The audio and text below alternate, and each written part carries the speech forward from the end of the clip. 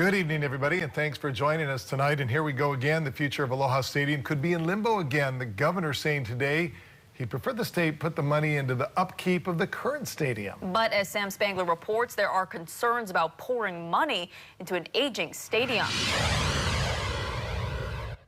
The new Aloha Stadium and Entertainment District will be built with a $350 million loan or bond that the state takes out for a capital improvement project.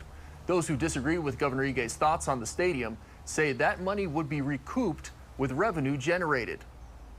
On Tuesday, Governor Ige said building a new Aloha Stadium would be too expensive. It's just the total cost of a replacement that's really hard to fit into the budget based on all the construction needs that we have. Paying for the construction of the new stadium would not come from the state's general fund.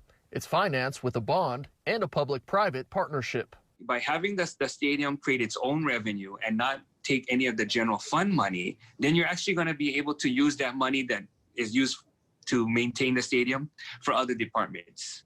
But you have to we have to have the entertainment district set up correctly so that it becomes profitable and revenue generating. Senator De La Cruz believes that the economic windfall from construction of Aloha Stadium is needed with tourism lagging due to COVID-19. If we don't do infrastructure and have an environment where we can have new construction, that's still only going to slow down the economy even further. We need to prop it up.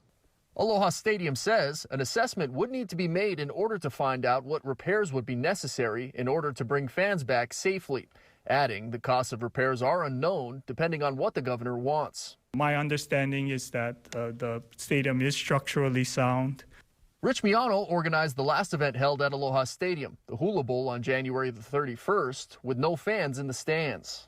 When you're walking from concourse to concourse, you're just praying that there's not something that catastrophic that happens. I think Scott Chan and the stadium people have done a phenomenal job, but I don't think $30 or $40 million a year in just maintenance and upkeep to try to keep it safe is money well spent.